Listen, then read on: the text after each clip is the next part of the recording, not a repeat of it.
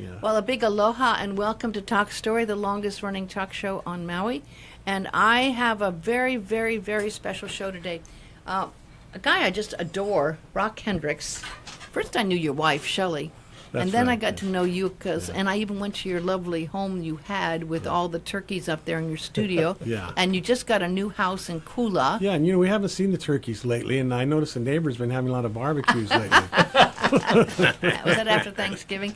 And he came in to celebrate being number one on Billboard. Yes, for the 19th time now. Wow, with Paul Hardcastle. Yeah. And boy, I've been talking story with him about amazing things going back to Detroit and Motown and all the great people he's been having a chance to play with. But he's got a great story, and he invited some wonderful people in the studio. Norman Franco's here, and Billy Perry. Hello. And Billy's blind. Yes, Yep, I was born blind on Oahu, and I was raised in Maui, and I didn't have much of a life outside of my head until I was 12 years old, and a rich uncle got me a piano, and that's when I learned that I had a musical talent. I took lessons, and piano became my connection to the outside world. It saved me from becoming an invalid. Wow. And that's why, I appreciate Rock bringing me here to encourage other people with special challenges to use their gifts so that they can build bridges between what's happening inside of them and what's happening in society. When I was a little boy, my dad told me, Billy, you got to live in my world, not your world. It was very harsh at the time, but once I learned how to play the piano, I started learning how to play the piano, then the bridge between my world and the outside world was built. And I'm learning to live in both worlds. I've never done a show. Now, I have to tell you, I've been doing radio shows. I probably have done over 18,000 radio shows, and I hate to admit it, I've never done a show about blindness. But I know one thing. I know music helps, heals. I know there are savants. Oh, yes. Savants who can play piano that will blow you away, and people may not know the whole story of Hendricks. But Rock was, you're great. You've been doing all these Billboard hits. You've been playing with some of the greatest. But you were going blind, totally blind. Well, I was born blind till I was 7, and then they operated. And then I was very severely visually impaired my entire life. And then toward the last 10 years, I started to slowly go completely blind again. So I think I might have met you when I was nearly blind at first. Yeah. And I had a miraculous surgery, and I see the world now perfectly, which I've never experienced in my life. But that was a big challenge, and I have to say it was very courageous. Exactly. You did not know when you went into that surgery if you were going to come out and if it would work or not. It's an absolute miracle. But Billy and I were just talking earlier this morning at breakfast and saying that, being blind, though, gives you a lot of advantages. And it makes us not only the better people, but, just overall, I would never take it back. Really? Being blind, I feel it was a gift. And did you actually hear music differently and feel the music differently when you were blind? I think so. I really do. Billy, what do you think about that? I've been blind all my life, and I hear music in colors. It's called synesthesia. Wonderful. When the two senses blend. So whenever I hear notes and hear musical keys, major and minor, I hear colors in my mind's eye, and every chord has a different color, every key signature has a different color, and I use color mapping in my mind to learn songs. And I'm also a very expressive musician, which means I have to internalize the music by osmosis, which means totally immerse myself in a song until it becomes a part of me, and then I play it from the heart. I learned Braille music when I was in college to graduate. Wow. Where was that? I went to the University of Hawaii at Manoa from 1981 to 1985, and that's where a special teacher named Rose Resnick from California was sponsored by the DVR to come over here and teach me Braille music at the University of Hawaii Manoa. But once I graduated from college in 1987, I graduated from Potsdam State University, the Crane School of Music in upstate New York in 1987. Once I graduated in 87, I put down Braille music because I prefer to learn music by feel. It's not just learning by hearing. It's learning by both feeling and hearing. And I have my own unique way of seeing relationships between sounds and between patterns. And that's why once I learn a song, it's like I've learned it forever, and I have my own unique way of expressing it, articulating it, whether... What's the most common colors that you play in? Well, it's really hard. My favorite key is E flat, which is like Christmassy red. And I love E flat minor is just a little bit more muddy red. And I generally love minor keys. I mean, the old saying goes, major is happy, minor is sad. For me, that's not so. Minor is solemn joy, not sadness.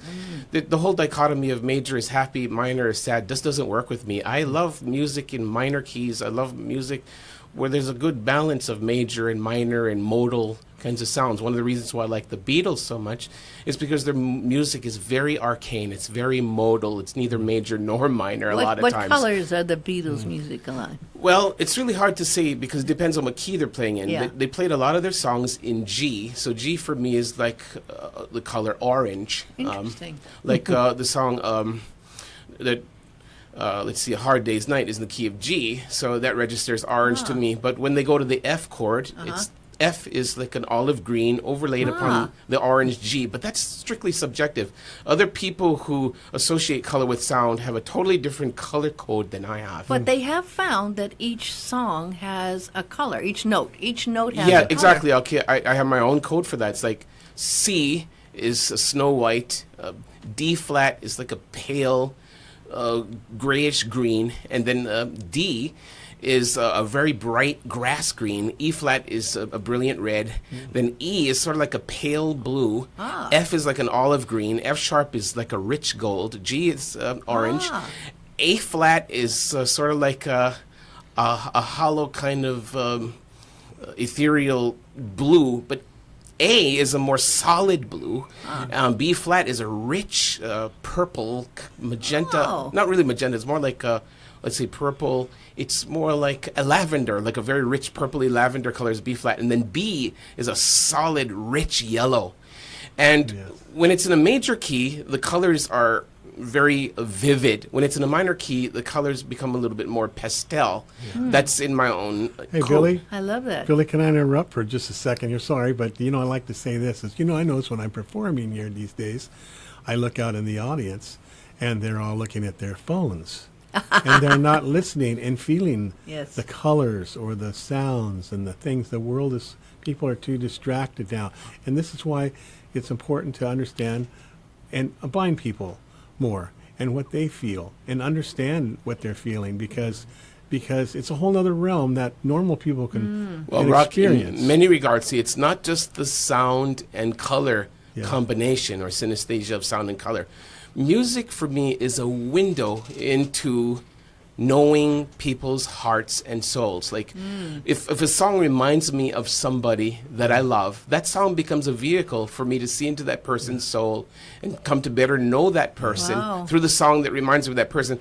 Music for me is sort of like a psychotechnology or a technology of consciousness that enables me to see into people's souls. Like, I cannot see emotions, but music enables me to see into people's souls. I totally agree with that, Billy. I mean, I know I've always felt that.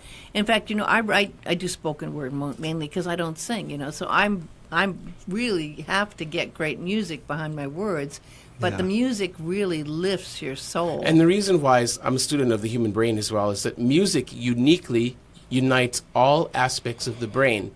Especially if you are a musicologist, it'll integrate your analytical mind with your intuitive mind.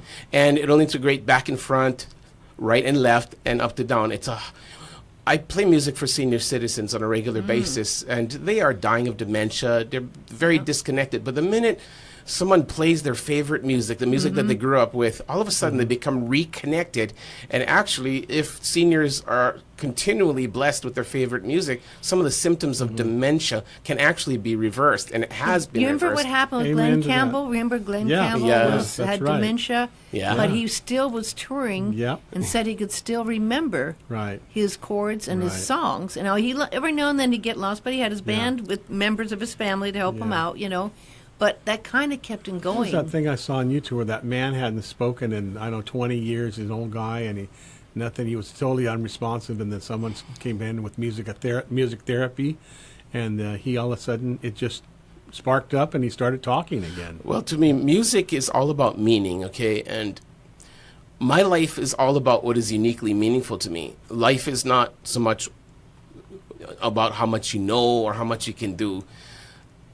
I am virtually a robot in my mortal body if I have no sense of meaning in life. And music accesses the matrix of meaning between my subconscious and my conscious mind. And that matrix of meaning enables me to experience joy with music and pass that same joy onto other people in appealing to their sense of meaning. I could make a CD with that title, The Matrix of Meaning. I mean, that's a great term. Isn't that a great term? Yeah, actually, I have my own theory of the mind and the brain that it revolves around this concept of the matrix of meaning. The matrix of meaning is how meaning causes all of your faculties to potentially integrate. It's whatever is of religious significance to you, whether it's God or music or something else, religious significance meaning whatever is most deeply meaningful to you. If you positively reinforce that, you will actually bring a lot of things out of your subconscious, and they can be tools for connecting with people in a very significant way. And my whole life has been a consciousness revolution born out of listening to music and connecting with people through music because of my sense of meaning that causes me to enjoy music and appeals to other people's sense of music. So that matrix of meaning ties the temporal lobes, the frontal lobes, the parietal lobes, the limbic system, all of the brain and the mind into one. And when you constantly access the matrix of meaning, then you experience high levels of integration and connectivity within yourself and connectivity with other people, so that even whether you're blind or sighted, there are ways to connect with people through a mutual language of meaning. Hey, Billy. Yep. Sorry to interrupt too, but by the way, we're on the radio. Yeah. And we're limited on time here. But what I wanted to point out was, by the way, radio is one of the few formats left in this world that you don't need your eyes. You're absolutely right. My gosh. And you know what's interesting is the fact that radio waves and these music waves and things that we play, it goes out in waves out there. Does. It goes out in waves and waves and waves. And we don't know, because, this is exactly the same the other way around. We're trying to hear from outer space in radio waves what's out there, and we're waiting and waiting and waiting for messages from the universe, right? In sound. I think Stevie Wonder summed it up really well when he said, "You can feel it all over." You can feel it all. Sir Duke, right? Yeah, that's absolutely my favorite Stevie Wonder song, Sir Duke. And Billy, we really appreciate your wisdom, and that's why I wanted to bring you, because, like you said, I was blind my entire life, and, but I don't consider gaining my sight as much as a gift as being blind my entire life. You understand? Well, can I just ask you, as an objective person outside, what you find, because I don't think a lot of people know what to think of people who are blind or how to deal with them. What do you think of how should they react or help people who are blind? And how do you get past not knowing how to relate to them? First of all, so many years I felt like people looked at me like I was a leper. And I don't know, Billy, if you've ever felt that. Oh, yeah. People tend to patronize me unless I'm proactive in telling them what I'm able to do. Yeah. And I tell them when I need help, and I tell them when I don't need help. I have to be very proactive in educating people so that their assumptions don't prevail. And, a lot of times, though, I was embarrassed, and I wouldn't say, I'd say, I can't see, and I'd walk into a pole, or, that's happened to me a lot. Or, to me, it's just a part of life. Just bumping into things is a part of life, But, but blind people are very blessed, because there's so many more things that can be a lot more devastating physically. Oh, yeah, no kidding. My dad always told me when I was a kid, "Billy, you lucky you have your mind." Yes. And he's right. Yep. My God, I've interacted with people. And you had a good teacher that was really, how nice to be able to have a teacher who could teach you in Braille. Yeah, her name was Rose Resnick. And Rose Resnick, she founded she was born blind herself. She was born in New York, but she started a summer camp for the blind in Napa, California, called the Enchanted Hills Camp. How wonderful. And Rose Resnick got me being a camp counselor and music instructor at the Camp of the Blind that she founded in Napa, California. That was in 84 and 85.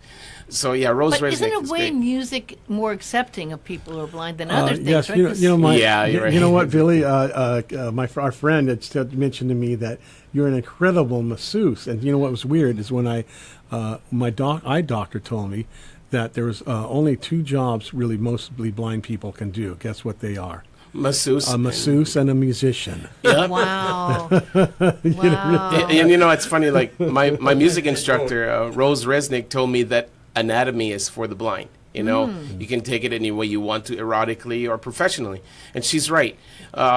Blindness does have its peculiar upside. See, I've come to believe that everything in life has an upside and a it's downside. true. Yeah. So it takes faith, hope, and love to stay on the upside when you're down and to avoid getting down when you're up. true. And so But it does. then you get inspired by people like Andrew Botticelli and Stevie Wonder and those. Do you find true. yourself looking to those Absolutely. people? And, you know, Yeah, I do. But Yeah. actually, the person that I admire most is Martin Luther King Jr. Yeah. And that has nothing to do with blindness. It has Blindness, to do with compassion and courage and a love for justice and putting your whole life on the line and at risk for other people's sake, for something bigger than yourself. And to me, the whole dichotomy of sight versus blindness is transcended with the heroes that I look up to, especially Dr. Martin Luther King Jr. Well, we're out of time just about, but I want people to know, Rock, that they can hear your wonderful music. I mean, you're this treasure here on Maui, and you're kind of low-key and but, you know, people will just see you playing sometimes at gigs, and they don't know the whole backstory. Yes, but yes. they can find out more about you. Do you have a website, or what's the best you can way? go see me at rockhendricks.com. You can Google my name, And Rock spell the Hendricks, last name and out. that's not like Jimi Hendrix, name. but Right. it's Hendricks. And you can Google me. You can YouTube. YouTube, by the way, I'm all over. There's thousands of videos of me. Wow. And you can go iTunes or Amazon, and I'm on Trippin' and Rhythm Records with my own solo album, Can't Let Go. But just wanted to come in and say hi to you and bring in my friends and talk Well, about thank bigger you. things in life than music, and that's living blind. And next time I come and see you, I want to bring in a couple other great blind Maui musicians. Wow, that'd that be were awesome. born here in Hawaii, and we need our support from the community. I totally agree, and I feel really blessed to be able to have this happen today, and I thank you so much, Thank Rock, you. and thank you so much, Billy Perry, and You're welcome. Guys. it's really great to connect, Norman, and even though you didn't say anything, you've been here. Two great guys. I just We'll do a Hana Sit back. Ho Yeah. another Hana Ho for time, sure. okay? Right.